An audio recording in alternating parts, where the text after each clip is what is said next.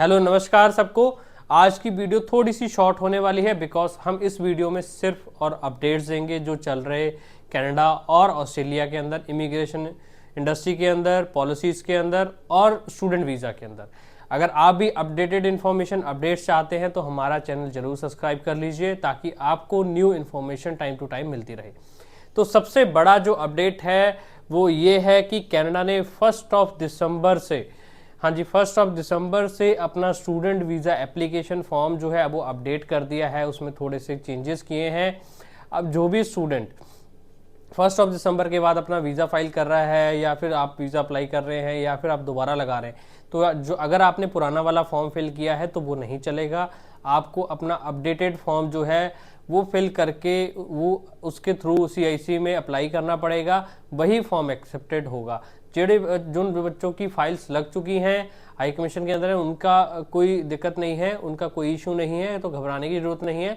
सिर्फ form update हुआ है। अगर आप न्यू फाइल कर रहे हैं तो आप जो है उसको न्यू फॉर्म फिल करके अप्लाई कर दीजिए। क्योंकि मैं ये 3-4 दिन वीडियो इसलिए लेट बना रहा हूँ क्योंकि हम लोग पहले अपडेट को वॉच कर रहे थे। उसमें जब हमने फॉर्म्स डाउनलोड करा तो वो डाउनलोड नहीं हो रहा था, टेक्निकल इशू था। अब वो टेक्निकल ग्लिच जो है वो क्लियर हो चुका है। अब आप न्यू फॉर्म डाउनलोड CIC की वेबसाइट से 1294E करके आप डाउनलोड कर सकते हो। वहाँ आप जाके डाउनलोड करके उसको फिल करके अपना CIC पोर्टल के थ्रू फाइल लॉन्च कर सकते हो स्टूडेंट वीज़ा की। देन एक सबसे बड़ा जो अपडेट कनाडा में आया, मतलब अपडेट कह लो या फिर एक न्यूज़ कह लो, कि कुछ एसोसिएशन, जो स्टूडेंट्स एसोसिएशन और जो कुछ एसोसिएशंस, कुछ कमिटीज़ ने ये सुझाव दिया है गवर्नमेंट को कि स्टूडेंट वीज़ा में जो 20 hour per week part time job allow होती है आप इसको फुल टाइम कर दीजिए।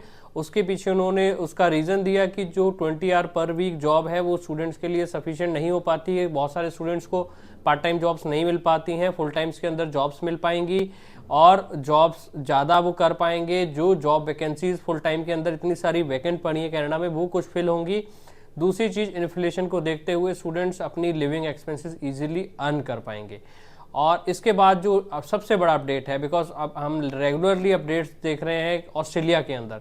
ऑस्ट्रेलिया हर एक वीक कुछ ना कुछ चेंजेस हो रहे हैं। जब तक कि न्यू पॉलिसी जो लॉन्च नहीं होगी तब तक कुछ ना कुछ न्यूज़ेस आती रहेंगी। और ये जो न्यू पॉलिसी ऑस्ट्रेलिया की है वो जनवरी में जो है इम्प्लीमेंट हो जाएगी।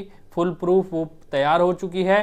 पर इसमें सबसे बड़ी दिक्कत इंडियन स्टूडेंट्स को या एशियन स्टूडेंट्स को आ सकती है, क्योंकि बहुत सारी वहाँ जो कमिटीज़ इस पॉलिसीज़ को बनाने में लगी है और उसी के अंडर ग्रेटन इंस्टीट्यूट ने अपने जो सर्वे और सजेशन के अंदर उन्होंने एक और सजेशन दिया है कि आप जो इंटरनेशनल स्टूडेंट्स की पॉलिसी है उस पर कैपिंग सिस्टम लागू कीजिए। क्वालिटी ऑफ एजुकेशन को या क्वालिटी ऑफ स्टूडेंट्स को बढ़ाने के लिए आप कैपिंग सिस्टम लागू कर सकते हैं। कैपिंग सिस्टम में आप जहां से स्टूडेंट अच्छी क्वालिटी का आता है, मतलब क्वालिटी स्टूडेंट जिस कंट्री से आता है उसकी कैपिंग जो है बढ़ा दीजिए। जिस कंट्री से स्टूडेंट लो क्वालिटी आता है, आप प्रीवियस रिकॉर्ड्स को देखते हुए वहां पर जो कैपिंग है वो कम कर दीजिए।